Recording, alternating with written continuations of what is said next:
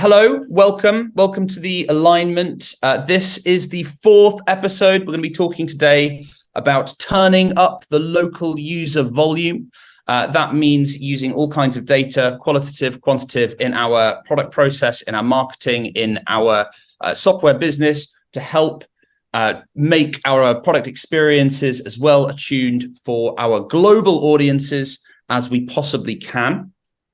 Just before we begin, I have the duty of telling you just a little bit about Global App Testing, who we are and why we're doing this. If you've not heard of Global App Testing before, who's in the name? We do QA via crowd testing around the world. We've got testers in 190 countries and territories, and they are sat waiting and ready to test different bits of software. The reason that we're doing this is because over the last few years, what we've noticed is that our most exciting work isn't necessarily in the realm of strict QA, but is from this idea of globalization data and data that helps our biggest clients expand their user bases around the world by providing them information that is up to date about their global product experiences. So we're just doing this to introduce ourselves to this new group of people, to say, hi, we exist. And if you do want to talk to us a little bit more about Global App Testing or our services, we're available to do so, and we can talk to you anytime. So that brings me to the format of the alignment for anybody who has not been here before. Obviously, we're going to share with you a little bit about what we know, but we want to hear loads from you about what you know as well, which is why this is a really discursive kind of webinar. The way that it works is that each of the panelists is going to be talking a little bit about a subtopic related to the major theme. Throughout, I hope that I can induce you to ask loads of questions. If you want to ask questions, you can use the Q&A function in the chat. It's like a little speech bubble chat thing. It's easy enough to click and use. If you ask a question, we do try and prioritize those, so we will get back to you. We would love for you to ask questions throughout, and all of our speakers are ready to answer. Today, we have an amazing group of people speaking. So just to go through them quickly, Horatio is a senior localization project manager at Global App Testing. He's had various operations and sales roles with us. That means that he helps some of the biggest apps in the world in their localization practices. He's going to be telling us 3 lessons from the global data front line.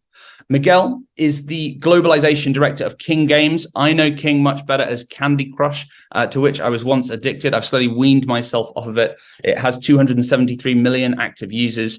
On the side, Miguel runs the famous Yo Localizo blog, which you should definitely check out. It's loads of really interesting stuff on the topic of localization there. He's going to be talking a little bit about how data can unlock buy-in from the C-suite.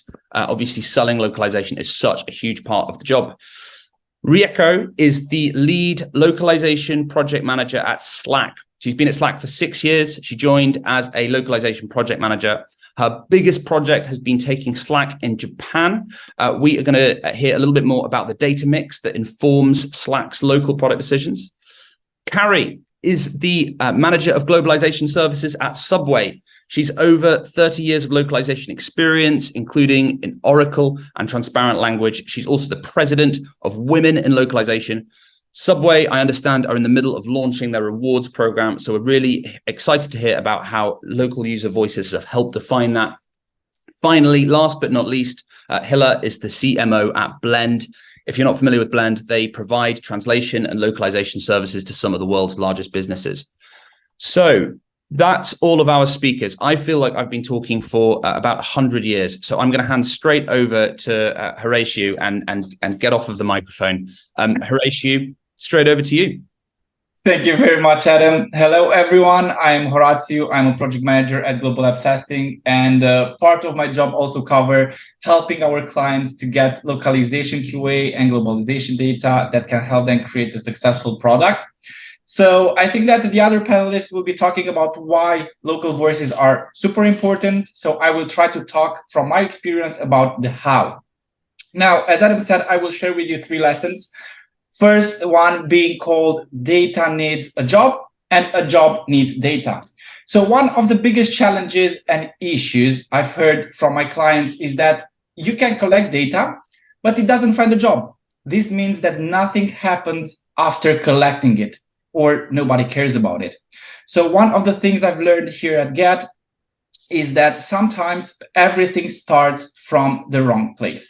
Instead of starting with what information you can share with internal teams, you should probably start with what information would help internal teams make decisions. Now, how we solve this at Global App Testing? With better and deeper listening. We target testers based on issues priority from our clients, and we try to deliver suggestions and data that can have the biggest impact on the product. So if you are basically involved in data collection or you love to hear from local users, never forget that client mindset and think about their decision points and workflows, because it will ensure your research gets used by them. My second lesson today is called "Some data is better than slow data." So if you are not familiar with what we are doing here at Global App Testing and with our services, we are basically not a traditional user research company, and we do not often do things like panels or focus groups. What we actually do here is we allow you to get UX or LQA or functional feedback within 48 hours. As an example, we can target any country in the world or any device, and you can get feedback super quickly. Our clients basically value this because it's faster compared with what they can do in-house, or how quickly they can receive feedback from the local users. Basically, our professional testers make complex and clear points, and they match all the agreed requirements with everything that they are delivering. So the value of faster data is that it can support an iterative approach, which we believe is it's a much better way to do product. When you're thinking about clients, just think about how fast they need the data they are using day by day. This will lead me to the final point today, to the third lesson, which is called "You can keep going if you iterate." And to start with is basically, in general, businesses don't go far enough with localization. And from my experience, I think an iterative data approach supports further localization. So my final 2 minutes will go to explain you what I mean with the U-shape, which is available now on the screen. So often there are two ways of businesses and product processes. They either work forward through a need case or backwards from a commercial problem when they suggest a localized change to their product. So to give you some examples for the above things that I've told you, the product needs to be translated in French, as an example. This is a need case. Or as a commercial issue, they might ask why our signups are so low in French markets. So both of these are brilliant ideas and great things to cover, but solving them, it's quite a big investment in time, and it's a lot of figuring stuff out. So I think that simple changes and improvements should appear where the time investment is low, basically at the bottom of the U.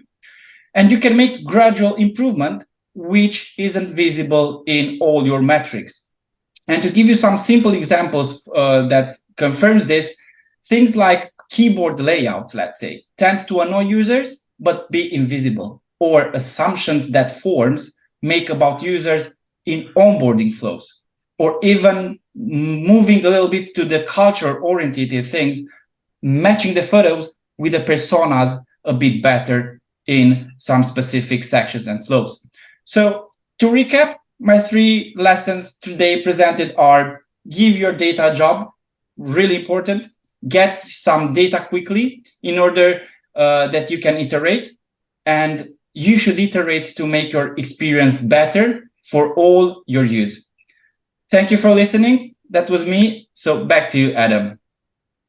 Thank you so much. So I can see that no one's asked a question yet, but if I can implore you to do so, I'm going to be asking you throughout to ask our speakers questions, but I'm also going to be turning it back on you just now because it is time to launch a poll.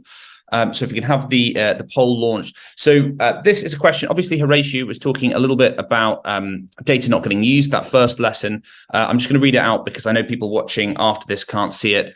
So how far do you agree with the following statement?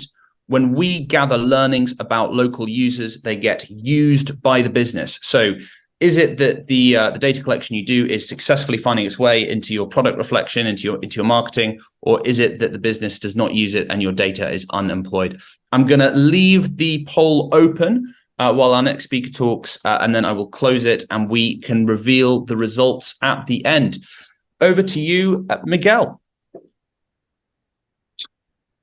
Okay, hola a todos. Thanks, Adam, for the introduction. I am happy to be here representing the globalization team at Kin, where I have the pleasure of leading a team that ensures that all people around the world can enjoy a pleasant player experience in which the content is adapted to the language and culture. And as Adam mentioned at the beginning, our most popular game is Candy Crush, but in fact, our company's game portfolio includes other very few popular casual games such as Farm Hero, Babel Witch, or Pet Rescue, to name a few. And our games are available in multiple languages, depending on the specific game. So yeah, they are very entertaining and fun to play. If you have some time, don't hesitate to go and download them and have some fun. Okay, so enough of me, and let's talk about data and how to approach the C-suite when it comes to show the value that a localization team brings. And before going any further when it comes to metrics, I like to make a distinction between operational KPIs and strategic KPIs. Because operational KPIs are the usual suspects that localization teams use to assess the efficiency of their processes or quality management. And here we often have project management metrics, financial metrics, quality metrics. All these metrics are crucial and they help us evaluate the efficiency of our localization strategy. So we need them. However, it's important to note that these metrics don't fully explain the added value of localization. So these are not the best metrics to show the product leadership team if we want to communicate the localization impact. For instance, in project management KPIs, we might track metrics like, I don't know, on-time delivery from our language partners, turnaround time, what else? Total words per content type. But these metrics don't really provide insights into the impact of localization. They help me to understand if I am late or on time for a project. They help me assess the volume I'm managing, so they are helpful, but they are not really saying anything about how we are contributing to product growth.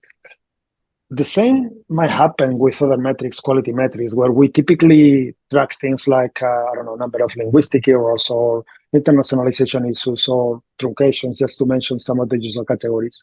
So while these metrics are essential for improving internal processes and monitoring the quality delivered by our language service provider, senior management often doesn't place a high emphasis on them.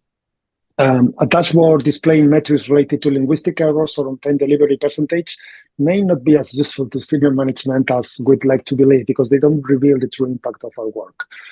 So to identify impactful metrics and understand the added value of localization, we need to shift our mindset.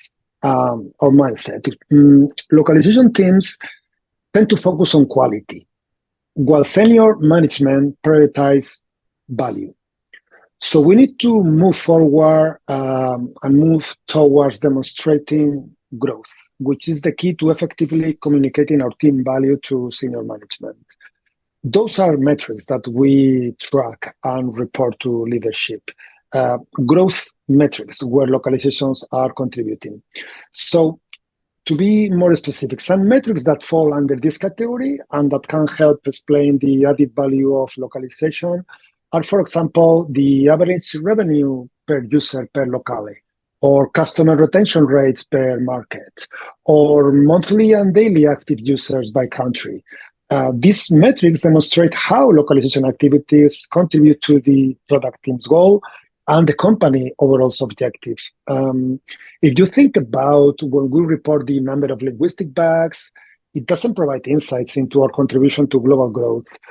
However, conducting an A/B test with a localized campaign and comparing, for example, engagement, retention, and purchases metrics between English-speaking and localization user groups can provide very insightful data about localization and the impact. And this sends a very different message to senior leadership. So as a general rule, metrics related to the added value of localization are often linked to user experience. In my opinion, measuring localization success has traditionally focused on operational performance rather than how that performance impact business outcome and create values. So now, once we have identified the right metrics, the other two elements that we need to consider are the tools and how we will communicate them. And for tools, there are several options available in the market. So I don't know, Tableau, Looker, Google Analytics, there are many. And ideally, you should use the same tools as your company data team, as it facilitates access to dashboards and data maintenance.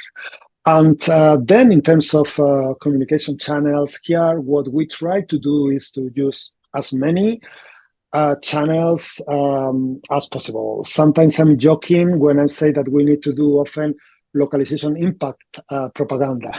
But here the idea is to find some tactics that it allows us to show those metrics we've been collecting. So in that regards, quarterly business reviews, QBRs meetings with stakeholders is one of my favorite tactics. So explaining to the Keynes the Game teams the activities of the previous quarter, what we've been doing. Also, we talk about what we are going to do in the next quarter. These meetings provide an excellent opportunity to present metrics and engage in open discussions about our work. Newsletters are another effective communication channel to showcase the work and the impact. In the past, we've also launched and do pizza lunch sessions to invite the stakeholders to launch our lunch sessions. Additionally, onboarding session for new employees. So we try to use as many channels as we can. And finally, in terms of communication, I found very helpful to have an elevator pitch of what we do in the team, which is basically a small speech following this elevator pitch idea that explains what we do, how we do it, and more importantly, why that's important. So I believe I'm summarizing the key takeaways of all this I'm sharing with you is to focus on metrics that matter, metrics that connect to growth and user experience. Fantastic. Thank you so much, Miguel. I'm going to end the poll now. We're going to reveal who said what at the end when we come to the questions. But now I am going to pass over to Rico. I'm so excited to hear about how the Japanese launch was informed by local user voices. Over to you, Rico. Thank you, Adam. Hi, I'm Rieko. I'm lead localization project manager at Slack. So this webinar theme is how to apply global users' voice for product development. And I have a good story to share today. It's our user research trip to Japan back in 2017. It was 6 months before the launch of Slack Japanese version. Internationalization is a Slack top priority always, but what pushed us to take a trip to Japan? Next slide, please. We were localizing Slack to French, German, Japanese, and Spanish. Among those languages, the Japanese market was such a mystery for many members at Slack. But Japan was a very important market for Slack back then because we had a huge user base in Japan, even though the app wasn't localized yet. So to enter the Japanese market in the best way possible, there was a strong need to understand the Japanese company culture, their work style, how they use tools and the office, yada, yada, yada. More specifically, for the product team, they were trying to figure out if there were any risks with our current product and service. For marketing team, they wanted to understand what would be a good marketing approach. And for me, the localization team, I wanted to find the right voice and tone for Slack in Japanese. So now I'm a lead project manager in the localization team, but I actually joined Slack as a Japanese translator in 2016. That's when the localization team was just created. Slack had a very unique, friendly voice and tone, and that was loved by American users because it was different from other softwares back then. So when I joined, I had to establish the Japanese voice and tone, which still keeps the original Slack friendliness, but appropriate to Japanese users. Based on the data of the users in Japan, such as industry and age, I established the Japanese voice and tone. So in Japanese, there are different politeness levels, and I worked hard to spot the right level of politeness, which still carries out the Slack friendliness, but not rude. I need to verify if that is really the right approach for Japanese users. So the members from the product team, the marketing team, and the research team, and me from the localization team packed our laptops and went to Japan. We visited offices of Japanese companies. We conducted a focus group interviews with 4 different types of stakeholders, and we had a follow-up face-to-face user interviews after the focus group. The trip was so insightful, and the report is actually huge. And I don't have time to share all the findings today, so I will share some highlights. Next slide, please. For the marketing teams, they confirmed it was the right time to enter the Japanese market because in Japan, at that time, there was a large work style reform movement happening. Companies had a need for introducing new tools. At the same time, we found that there were marketing challenges due to traditional Japanese work ethic. This helped them to form the go-to-market strategy. And for the product team, we got a couple of interesting feature requests. And we, after all, introduced a special setting to send messages that's specific to Japanese. We heard the request for this option during user research, and the product team investigated further later, and it was introduced at Japanese launch. And for me, I verified the politeness level I said was working, big yes moment. But there were some new findings, and I applied those later. One of the more interesting ones is that when the text is 100% translated into Japanese and there's no English words at all, users said that it didn't feel native and natural. In Japan, some words stays in English, especially in software. When those are translated, they feel it's rather translated text. So I became more careful on checking if the word is common in English or translated, and left more terms in English intentionally. So that was our user research trip. We learned many unexpected things by simply talking and listening to the users. And this was extremely valuable to provide a better user experience in the end. Well, some of you are probably thinking, we cannot get the budget to take a trip abroad easily. You don't need to. Our team has also done user interviews online. Now, we have tools and services to make it possible. So we can totally do it without traveling to the place. But, you know, the sushi is better in Tokyo. So I'm so glad I could go to Japan. Anyway, I hope this was helpful, and back to you, Adam. Fantastic. Thank you so much, Rieko. I can see that somebody's asked a question. Thank you so much. We are going to get to it. But if you have questions for Rieko, do put them in the chat.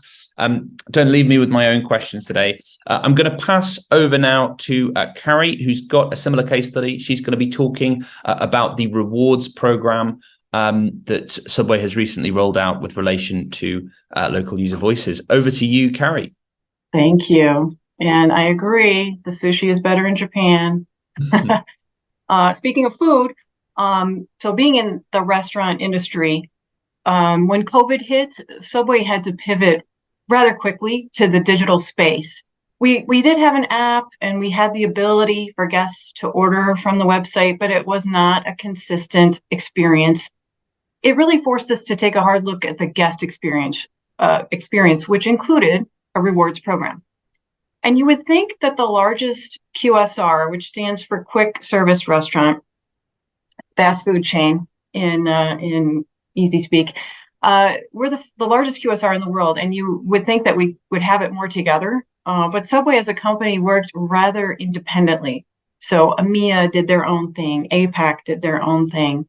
And this goes beyond the different menus, which we will always have. What I mean here is the Subway app in EMEA looked very different from the app in North America. We used to contract out the development of the app, which included loyalty programs, which I believe was even a separate company than the company that was developing the app. It just got very complex. And I remember trying to reach out to these firms and asking, hey, do you want my glossaries? Do you want my TMs so our terminology can be consistent across the board? And it just didn't happen. Nobody got back to me, and it was a complete disconnect. So a few years ago, we really made a concerted effort to have a consistent, good guest experience, which meant taking back the responsibility of the app in-house within Subway. It also included creating a new loyalty program, which at the time we called Subway My Way Rewards, a very North American play on words with Subway and My Way. The challenge immediately became, how do we translate this into French Canadian? Because they're part of North America. So we looked to our franchisees in Quebec.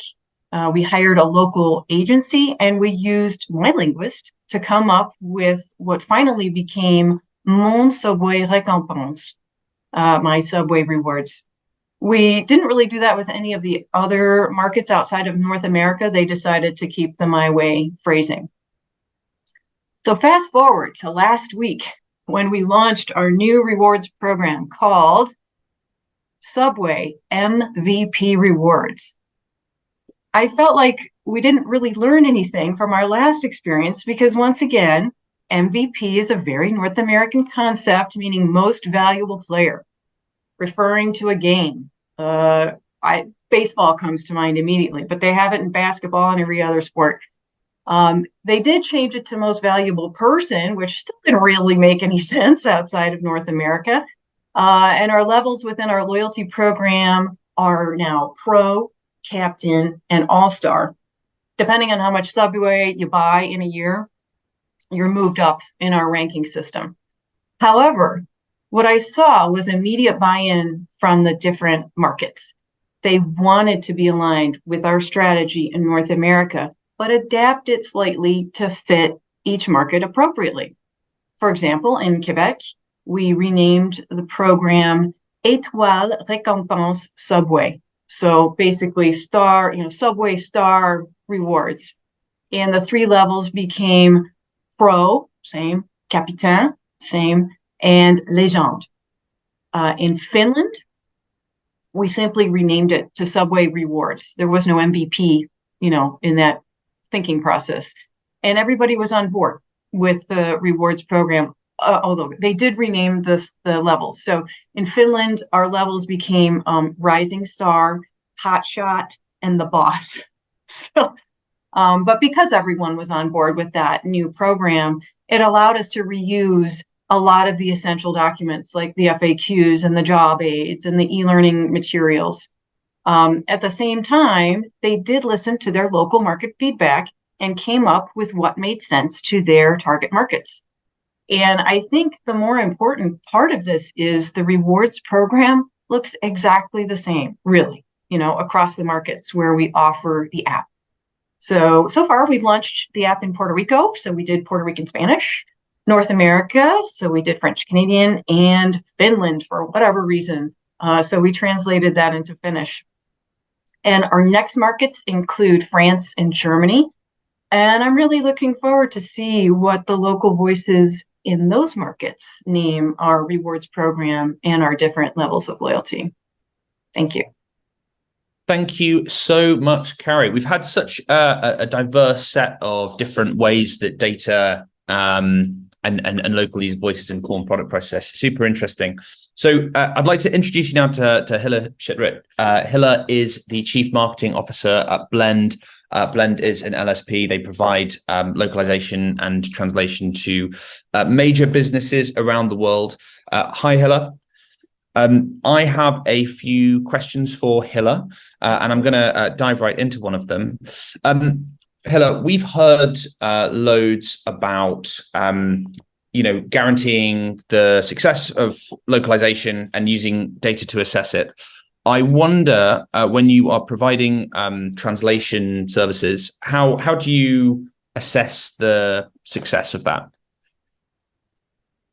So first of all, hi everyone. Thanks for inviting me, Adam. Assessing the success of translation is, a very challenging task, I would say. It's also very subjective.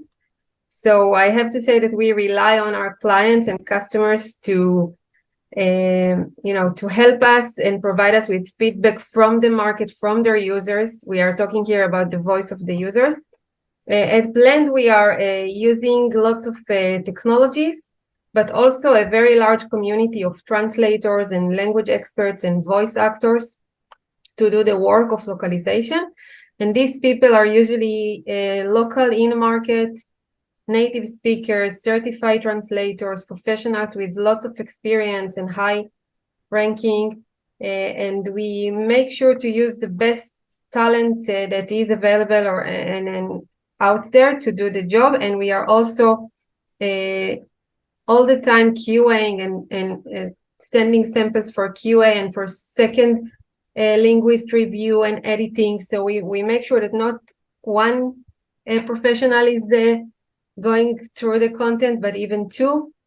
But I think the most important part is the feedback from the clients, and this is helping us to learn and improve over time. So the ongoing process, the ongoing relationship is really helping us improve over time. You mentioned there local in-market translators. I wonder how important do you think that is? How do you identify a translator is an appropriate person to be doing a translation and can really be attuned to the pulse of a local market, so to speak? I think it's super important. We heard all the speakers before me, these localization experts that are here.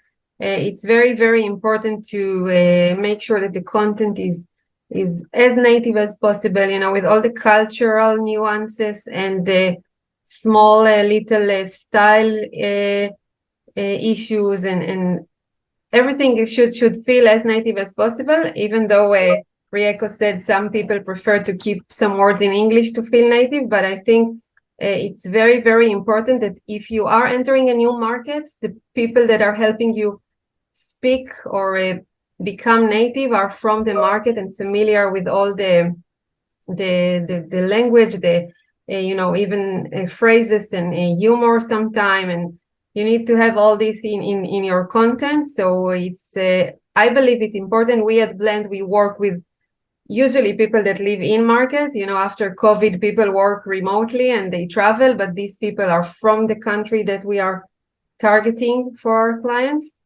And I believe it's important for everyone. Thanks very much. Final question then, and just to let you know, I've moved the slide to some of Blend's fantastic localization content. So do scan those QR codes and check out the content there. But final question for Hilla, and then we're going to broaden it to the whole panel.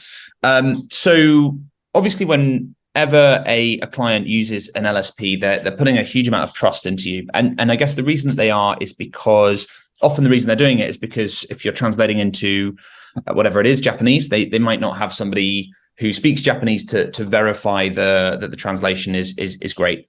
How do you what do you recommend that clients do to feel like they can put their trust in an LSP and be confident of the quality of the translation they're getting?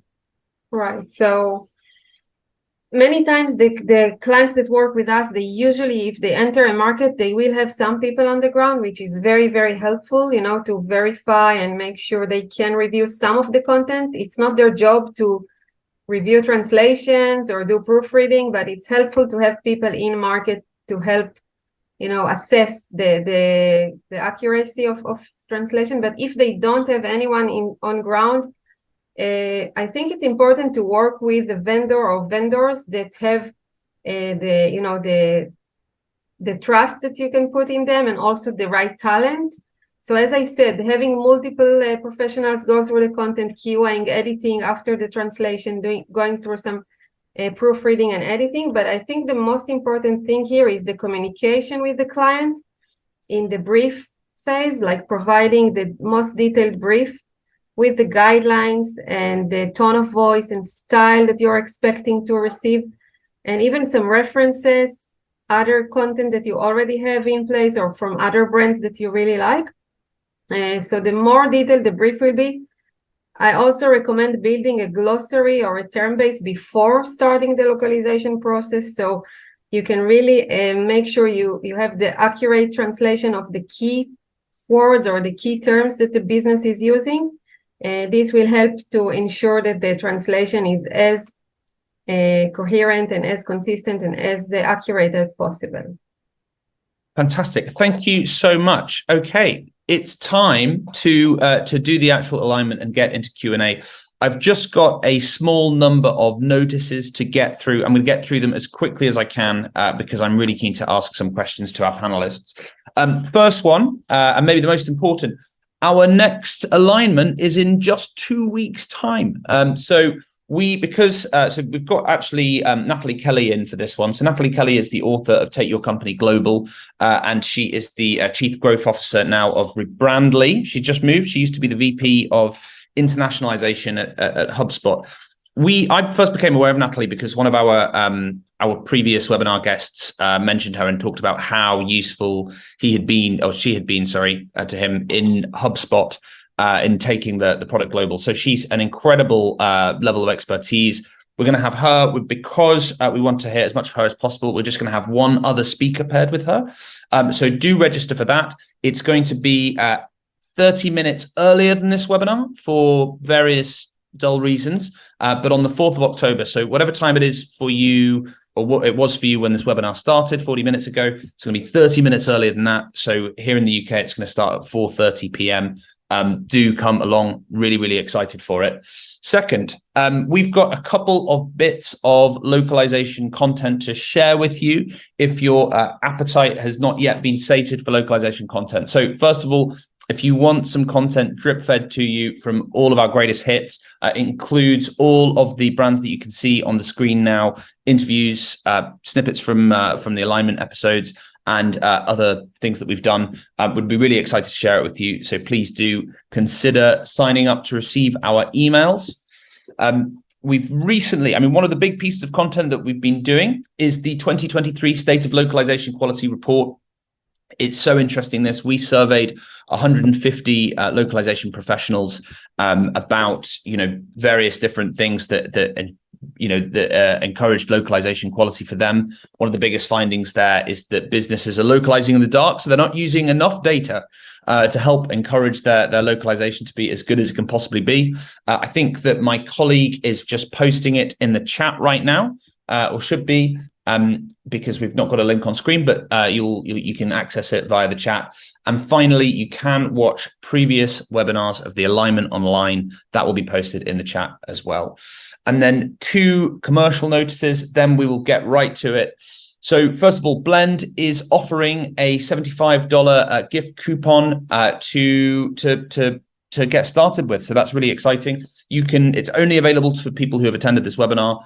Do sign up. We'll post the link in the chat as well. And you can get started using Blend straight away with a $75 discount. And finally, the global app testing offer. So we are offering a free functional user insight localization audit from some professional testers in 3 of your chosen markets. So what that means is we just let our testers loose. We suggest the kind of issues that they'll be looking for, and they will come back to you with actionable things you can be doing to improve the product quality and global experience of your users tomorrow. So do sign up to that. That'll be in the chat as well. And that, I think, finally is the end of the notices. So I can stop sharing my screen and I can start asking the panel some questions. Thank you for bearing with me through that. So I've got loads of questions here, and I know that there's a couple have been answered. We've collected some on the entry form when people first signed up to this. I think my first big question is, how do you decide what data, what user research activities to prioritize? There's so many things you could do to collect data. Can anybody here comment on what actually leads that makes them think that's something that we should be prioritizing, an activity we should be prioritizing to collect data?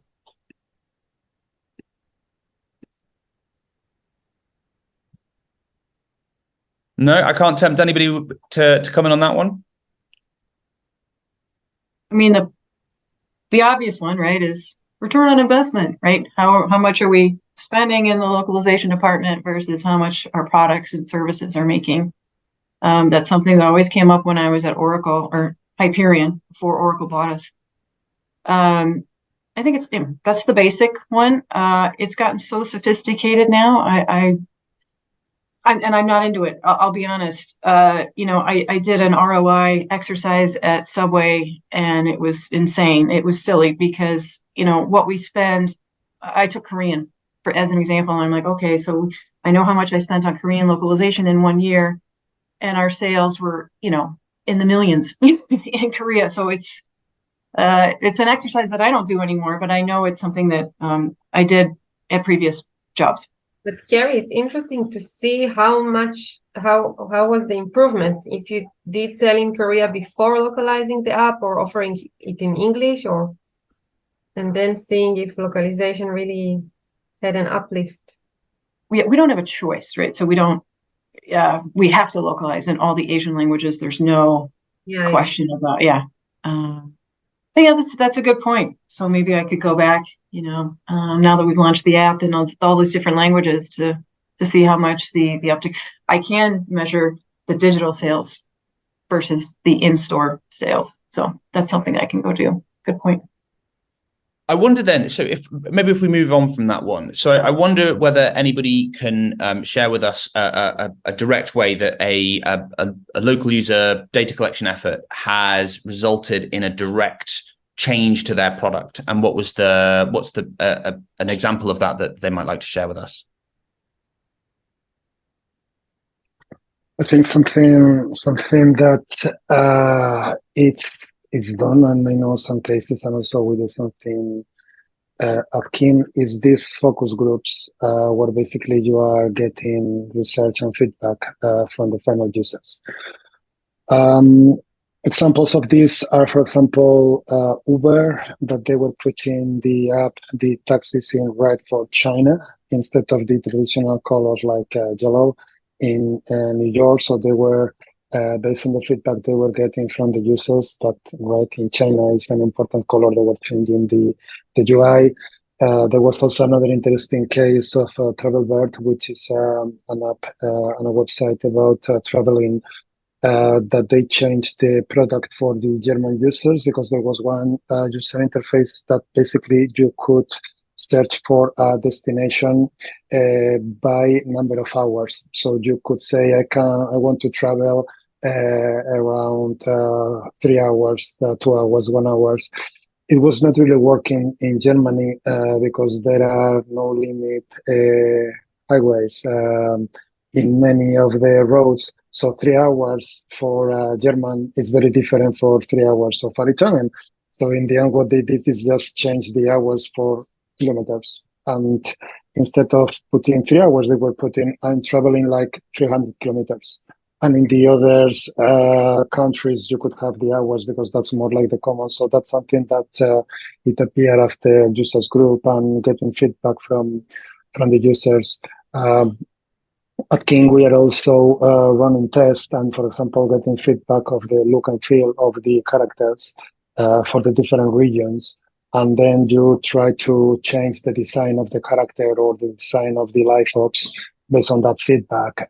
So it's relevant to a local market. So if we have one campaign in the United States, you might to do something different in Europe because it's just different, right? So these are some of the examples that I've seen that you get the feedback, and then depending on how is this implemented, because that's another thing, then those changes are implemented by the product teams.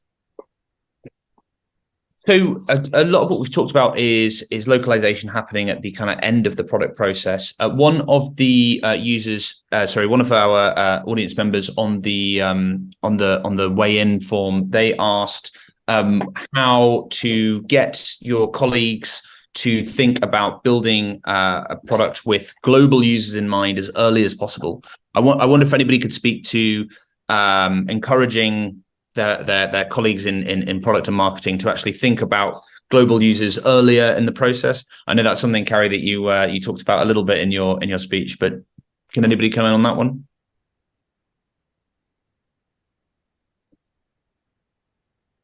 I mean, I can make another comment about it, and that is Subway has more restaurants in North America than we do in other countries. And so, and quite frankly, our marketing is kind of targeted around that. It's unique. You can go to Vietnam and get a sandwich. You can go to all these different places and get something that you normally wouldn't find potentially. So that's why I think we keep it so North American centric. It makes it challenging for sure. But I think, like I said, once Subway got aligned on, we're going to go with the North American names and naming conventions and things like that, we kind of figured out the rest. We can slowly, change the name to whatever market we're going into, and it's going to make sense. It's going to resonate. But I did see it was, I think, Jamie's question of being brought in early. And believe it or not, we are brought in early, but it's like, here's the name, figure it out in the target markets. And do you have any processes in place to check that it is being received well that comes back to you, or is that something that the marketing team would handle? Oh no, so it's a group effort. And especially in Canada, Quebec, they bring us in immediately because they have to trademark the name. We've got to figure it out. What is it? And then trademark it in Canada. And the same goes for the other countries as well. And we did, for Finland, we brought in our franchisees. We brought in, our business developers, the people that are figuring out where to put a restaurant in Finland. They are especially digital, Finland. So I think that's why we chose Finland as the first market in EMEA to start with. But we are brought into the process. I will say I didn't have anything to do with the naming convention of the 3 levels. I'm not sure I would have chosen the boss, but you know what? I'm not in marketing, so that clearly resonated in Finland. But yeah, we are brought in early. And just sticking on this kind of theme of like communicating the data, I know Miguel talked loads about how to bring data to the C-suite to show the value of the work. Is that something that either of you at Slack or at Subway, have you been exercising those kind of principles? Are there ways that you've been taking data and kind of conveying it to leadership to show the value of localization? I mean, you said, Carrie, that it's something you have to do, but is there like put the dashboard into the face of the commercial team? It hasn't been required. I am in a very unique situation at Subway. I don't know if it's because I'm trusted or whatever. I'm never asked to, reduce my budget or why are we spending all this money on this, that, and the other thing. It's like, I work with all of the departments, all the regions, and we come up with what we think we're going to do for the next year. I take this to, I don't even go through approvals. I just tell finance, this is our budget for next year. And they're like, okay. So I know this is very unique because, oh my gosh, at previous companies, it was all this back and forth of, well, we're not doing so well in this country. Why are we localizing, that type of thing? That is no longer a discussion, and it never has been at Subway. There's one question I'm really curious about that we've got in the entry form, and I wonder. I don't think it'll be anybody that pertains directly to the companies we're in, but it's just a kind of a call for ideas. So some people or one person asked that in slightly smaller companies where they don't have the resources to do loads of research on their users around the world, what are some ways that they can get user data or user feedback loops going that are easy to set up, that are inexpensive, and that can help direct the needle of what kind of product actions they should be taking? If I can try to take this one, Adam, I think companies can start. I think Miguel said it. Start by looking at your analytics data and looking at the data that is already available. Where are your audience coming? Where is it coming from? What countries are visiting your website? Who are your buyers? And then obviously some research about competitors and how does the market look like today? Is there room for a company or a service like the one you're offering? If it's too competitive, so what to do if it's not? So there is an opportunity how to stand out. And I think that doing this, leveraging Google and the other data sources that are out there to see what the competition looks like and what our audience or the client's audience looks like is a good start. Mm-hmm. And then obviously you can start by talking to people and doing what Rieko did. Not to fly to Japan, but try to talk to friends, colleagues, leverage your network to see if people in country can share some of their insights with you. That's what I would do. Very good. Can I persuade anybody else to come in on that one, or should we move on to the next question? Actually, I have a little bit. So Slack used to be a very small company. And then from that time, we checked customer feedback from coming through the help center and then or UI. And then those customer feedback have a great insight. So we were checking that.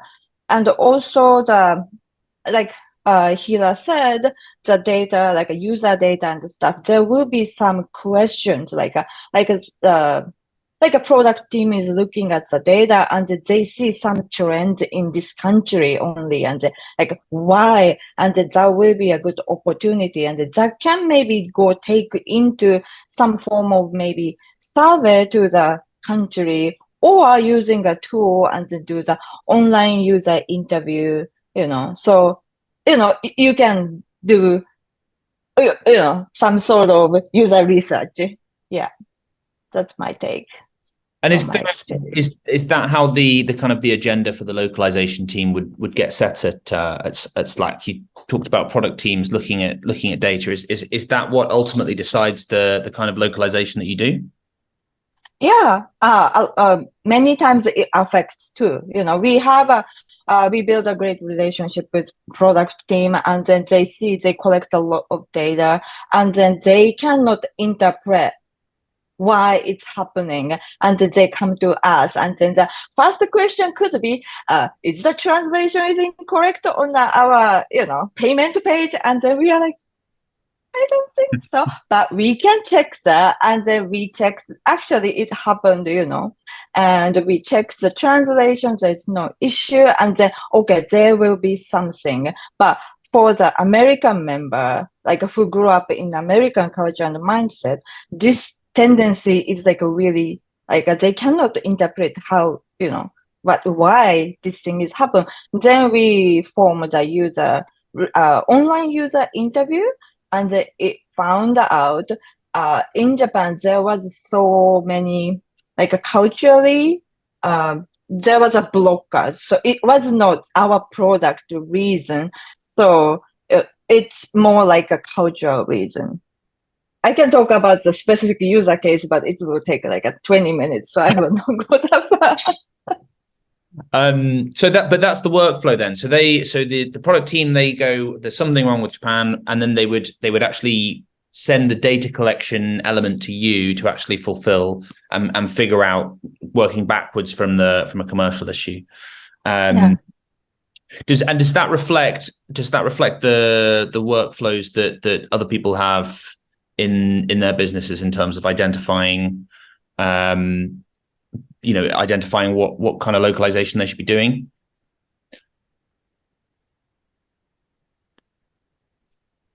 Wait, is it question to me or that people? Oh, no. Is it to other people? I guess to Carrie and Miguel. I mean, Carrie said that the localization workflow is very much, you sort of decide at the beginning, it's related to the marketing team and going out like that and working forward through commercial cases rather than being reactive to data. Is that right? It is, but I was just going to say what made me think of this is, the menus, right? So when we go into another country, we absolutely tap into the local market and figure out what's going to work in that particular market. They're stuck with our BMT because that's the sandwich that stays the same across all the countries. But other than that, in Japan, we've got rice balls. In Korea, we've got a prawn avocado sandwich. So whatever's going to, work in that particular country. So that's the ultimate localization. I've just realized that I have forgotten to share the results of the poll. So just to kind of show everybody who is curious, the answer is that most people do feel as though when their team gathers learnings about users, they are used by the business, so that are successfully used. I wonder whether anybody would like to comment on that. Is that in line with what we would have expected the results to be? Or do we think that in general it would have been different to that? Most people are sort of broadly agreed, but not like aggressively agreed.